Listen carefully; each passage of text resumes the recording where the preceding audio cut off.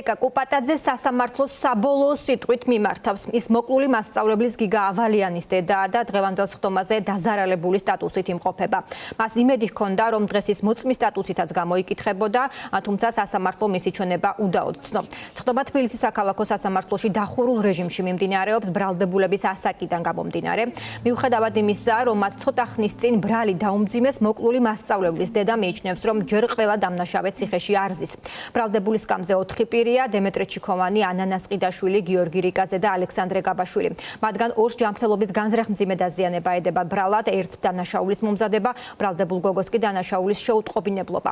ფორმულას ჟურნალისტი ლიზი ვეკუა მუშაობს სასამართლოში, ის პირდაპირ ეთერში გვერდდება. ლიზის სხდომა დახურულია, თუმცა თუ არის შენთვის ცნობილი რა ხდება ახლა და რას უყვება მოკლულის დედა სასამართლოს.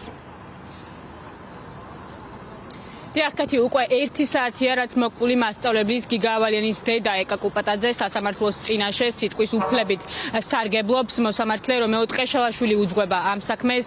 სხდომაზე იმყოფებიან ცხადია პროკურატურის, ასევე დაცვის მხარის წარმომადგენლებიც, თავად ბრალდებულებიც, გიორგი რიკაძე, ალექსანდრე გაბაშვილი და დემეტრე ჩიქოვანი და ასევე ბრალდებულების ოჯახის წევრებიც. ეკა კუპატაძე დღევანდელ სასამართლოს სხდომაზე კიდევ უფრო მეტ ახალგაზრდაზე და არასრულწლოვანზე საუბრობს. მოგეხსენებათ, ის თვების განმავლობაში იმას ამბობს და მოითხოვს, რომ მისი შვილის მკვლელობის საქმეზე დაკავებული პირების წრე უნდა გაფართოვდეს. ამ საქმეზე ბევრად მეტი პირი არის დასაპატიმრებელი და ის მოითხოვს ერთი არასრულწლოვანი გოგონას, ნია იმნაძის დაკავებას უკვე თვების განმავლობაში, რადგან როგორც ეკა კუპატაძე ამბობს, სწორედ ამ გოგონას ბრალდების საფუძველზე ნია იმნაძე ამბობდა, რომ მოკლული მასწავლებელი გიგა ავალიანი მასზე სექსუალურად ძალადობდა და ამ გოგონას გამო შემდეგ უკვე გამოიწვია კონფლიქტი ალექსანდრე გაბაშვილსა და სხვა არასრულწლოვანებსა და ასევე გიგა ავალიანს შორის და ამას მოჰყვა მისი შვილის გარდაცვალება. სწორედ ამიტომ ეკა კუპატაძე დაუყოვნებლივ მოითხოვს ნია იმნაძის პასუხისგებაში მიცემას. ამას გარდა ეკა კუპატაძე ამბობს იმას, რომ იბრძოლებს ბოლომდე, მანამ სანამ მისი შვილის საქმეზე ყველაფერი სათანადოდ არ დაისჯება. ეს უნდა დავკითხულიყავი როგორც მოწმე და ჰოი საოცრება აღარაფერია მათგან საოცრება, მაგრამ მაინც მათ ჩემი დაკითხვაც არ მოისურვეს და ჩემი ისა გამოკითხვაც მოკლედ ცნეს უდავოდ. მე უნდა მიმეცა ბოლოს, უკვე სულ ბოლოს სიტყვა უნდა მეთქვა, როგორც დაზარალებულის უფლებო მონაცვლეს, რომელიც გათვალისწინებული იყო ბრალის წარდგენის დროს სასჯელის შეფარდებისთვის.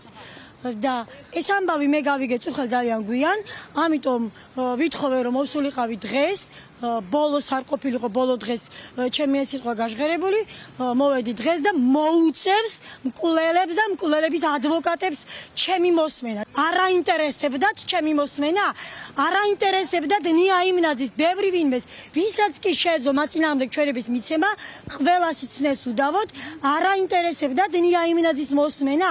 ნია იმნაძე არის გოგონა, ვინც ჩემი შვილი ჩააწმინა მიწაში და ვინც ეს არასრულწლოვანები გაუშვა ციხეში.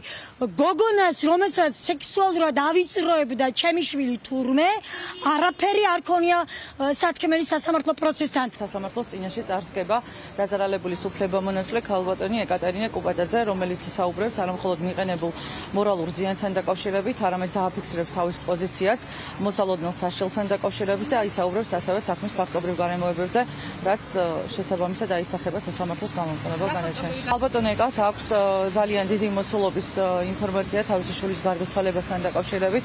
მოგეხსენებათ, რომ მას ჰქონდა გარკვეული განცხადებები, პრეტენზიები სხვადასხვა საკითხთან დაკავშირებით.